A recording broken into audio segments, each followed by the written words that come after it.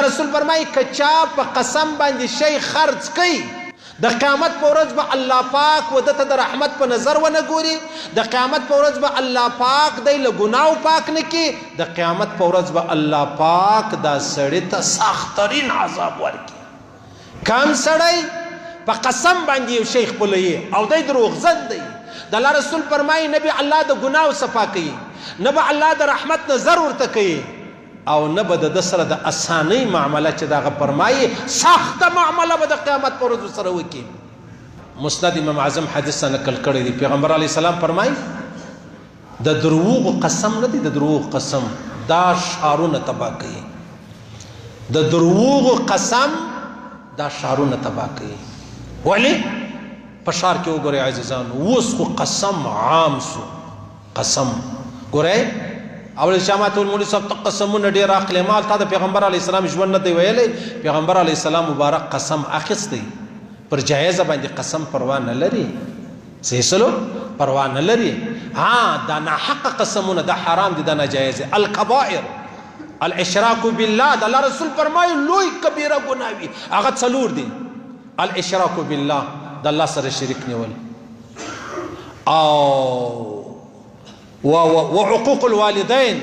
د بابا او د ادي نافرمانی کول وقتل النفس نحق یو انسان وجل واليمين الغموس د دروغ قسم اخیستل دا ګناه دا هغه ګناه ده چې په ګناو کې هغه لوړې غټې ګناوې شمارل کېږي پیغمبر علیه الصلاة والسلام فرمایي زما دې په خدای سره قسم چې کوم سړی راولاړ سي د چا شی په قسم خپل کې په قسم څه وایي زما دی قسم مې چې دا پلانی شی زما دی دا یې خپل کوي او دی په دې خپل قسم کې دروغجن و پیغمبر علیه الصلاة والسلام فرمایي جهنم ورباندې واجب سو د مسلم حدیث دی د الله رسول فرمایي جهنم ورباندې واجب صحابو پوښتنه وکړه ولې یا رسول الله که څه هم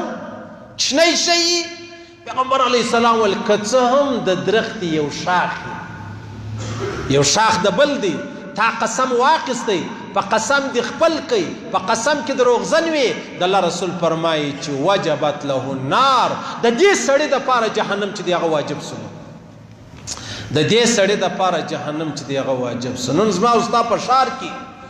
قسمونه بیا دا اوس بیا نوې سلسله شروع سوله پر معمولی خبره باندې قرآن ما بین لره راوړي پر قرآن لاس ایږدم الله اکبر مه کوئ سړی مه کوئ قرآن ډېر عظیم کلام دی قرآن ډېر لوړ عظمت لري مه کوئ دریم راولاړ شي قرآن ورته کښېږدي ثالث راولاړ شي قرآن ورته کښېږدي او بیا په خپلو کې سره وایي راځه پر قرآن لاس سره ایږدم حتی د یو سړي د چا سره بنده راله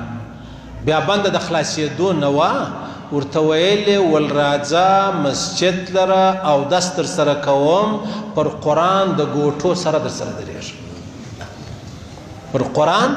د ګوټو سره در سره درېږم دا دی اوس په دا خپل قسم کې ډېر تاکید راولي چې یاره زه پر حق یم او ته ناحقه یې او هغه سړی ډېر آباد سړی و ډېر آباد په خدای قسم اوس داسې دی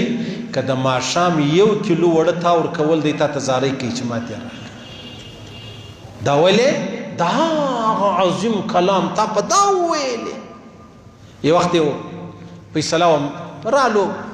څه بنده وله نو هغې کې دا خبره وه چې وروره دی پر قرآن لاس کښېږدي بیا زور سره منم خلکو پښتانه په قرآن نه دي بند پښتانه په قرآن نه دي بند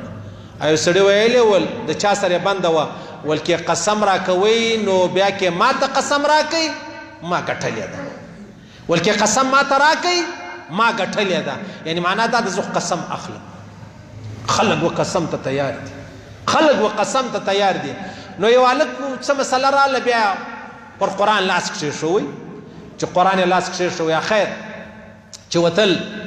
ما ډېر تلمال پر قرآن لاس مې ایږدي ډېره درنه خبره ده بل ول یا مولوي صاحب زه بل له کم نه منم دا دروغجن دی زه بل له کم نه منم اخیر هغه پر قرآن لاس کښېښوئ چې پر قرآن یې لاس کښېښوئ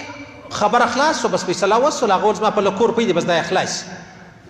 نو دا سړی چې کله وتی دا پر قرآن چې لاس کښېښوئ بس په جیب کې ګرځي مولوي صاحب قرآن شریف څه ساده قرآن هلته پروت انا د جیبه چې به څه پیسې راخیستلې قرآن کې ښولې نه یم د پښتنو دروغ زنان نو خیر دی چې ولاړو ما طالب ته المال قرآن شریف کې وګوره پیسې به دا واخلي په خدای قسم کې پیدا کړي دي طالب په خدای قسم کې پیدا کړي دي مال الله اکبر دا سلسله کوم ځای ته ورسېدله او دا ولې دا ځای ته راورسېدله دا چې خپل الله او رسول در څخه پاته یي دا دین و اسلام در څخه پاته یي بیا به داسې قرآن ما ورته داسې بولو لکه دا اسکول یو رب کاپي راواخله کم یې غورځوله کم یې پرېښوله کم پر سر ایښوله کم در پښو لاندې کوله العیاذ بالله صحیح سلو نو د الله رسول فرمایي دا د دروغ قسم دا شارونه تباه کوي شارونه پیغمبر علیه الصلاة والسلام فرمایي چا چې د دروغ قسم واخیستی په جهنم کې د ځان دپاره خپله ټکانه په خپله معلومه ده په جهنم کې د ځان دپاره خپله ټکانه چې د هغه په خپله معلومه کا او سبحان الله الله اکبر الله اکبر پیغمبر علیه الصلاة والسلام فرمایي د دروغ قسم نه دی د بخاري حدیث دی د دروغ قسم منم ته به شی خرڅ کې منم خو لیکن ستا د دې سودا چې څه برکت دی هغه به الله ټول در څخه ټول کړي ورسې وګورئ شورم والا الله اکبر ورسې پراپرټي والا لره ورسې دا بازار لره ولاړ سي دومره قسمونه دومره د دروغ قسمونه چې انسان یې تصور والله که کولی سي منم یو دوه کسان به شورم والا یې ښه خلک شته ولې نشته پراپرټي والا کې هم شته خو لیکن اکثره چې دی هغه غله دي اکثره په طلاق او په قسم باندې دا شی خپلوي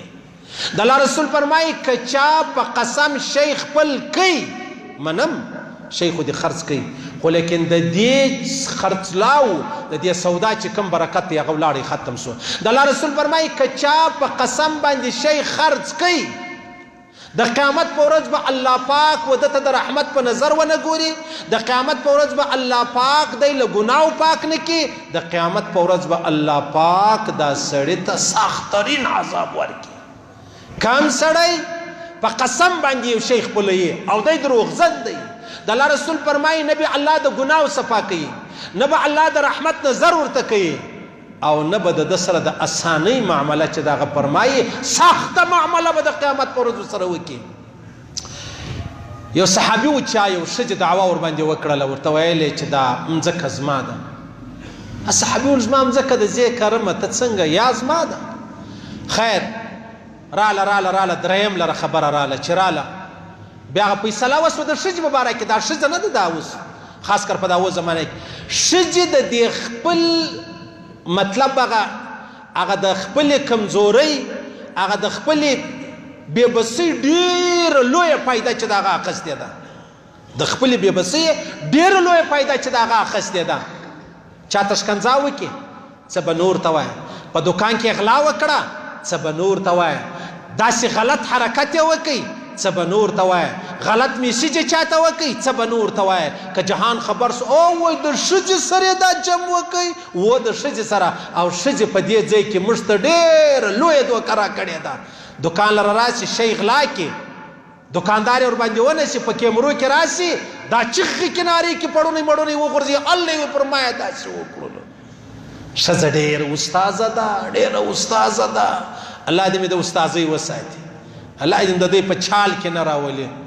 لقمان حکیم زوی ته ویلې ول زویه دا نیکه ښځه نه ده دا بزرګه د هغې سره لا خیال کوه په هغه چې لا بروسه او باور ونه کې بیا به د انجیو زامن بیا په خشم شي مولوي صاحب ته د ښځې سره داسې که د مولوي صاحب زه تا ته وایم چې ستا د خور حق ورکړه دا ته حرام خورې زه درته وایم دا خو نه د خبره چې په بازار کې دا ګرځېدله چې په چا پرې توره ګوته وتړله وموږله بس موږ به غږ نه کوو نو دې ښځې هم چغې کنارې کې ول خدایه زما مځکه ده له ما یې واخیستله زما مځکه ده له ما یې واخیستله الصحابي ټیک ده سید مځکه ستا ده صرف دا یوه خبره کوم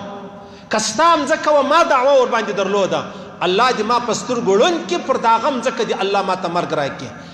او که زما مځکه و تا دعوه کړې وه الله دې په سترګو ړنده کړه پر د هغه مځکه دې الله و تا ته مرګ درکړي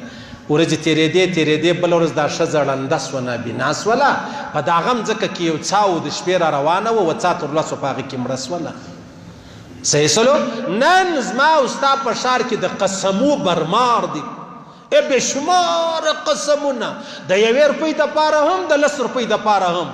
تحصیل وکړه چارۍ لره ولاړ سه ګواهان نسته هلته د المر ته ناست دي دا دوژخیان دا جهنمیان 500 روپۍ ورکه ورته زما شی دی ته راسه د ګواهي سړی نه لرمه هغه وایي درځه ولې نه اول پیسې راکړه 500 روپۍ ورکه بیا چې هلته ودرېدی جج ورته وایي قاضي ورته وایي الله حاضر و ناظر وګڼه وایي الله حاضر و ناظر ګڼم دا ووایه که به زه درواغ وایم دا ووایه چې ما په دا خپلو سترګو ولیدل که ما دروغ ویلی د الله دې پر ما غضب د الله قهر یې پر ما دې د الله غضب و قهر یې ښه وایه زه ګواهي ورکوم چې دا پلانی شی د ده دی جج هلته فیصله وکړي قاضي فیصله وکړي راووته د 500 روپۍ واخیستې دونه عظیم رب یې په 500 روپۍ باندې خرڅ کړي دا په دې ښار کې ما ته وویل په اختر کې حضرت عمر فاروق فرمایي د چا به پر روزه نه خطا وځي په لمانځه به هم نه خطا وځي کنز العمال والا حدیث ته نقل کړی دی اصل شی ایمان دی لا ایمان لمن لا امانت له چې کوم څوک ایمان نه لري هغه سړی د سره ګر سره هېڅ شی دی نه که لمنځونه کوي که روزې نیسي او که بل کوي صحیح سلو الله دې موږ قسم وساتي خاص کر دروغ قسمونه او پر دروغو قسم پر انسان جهنم واجبېږي د مسلم حدیث دی قسم ما او تا یو شاخ دی یو لرګی ما او تا قسم ورباندې کړی د الله رسول فرمایي څه به کېږي جهنم ورباندې واجب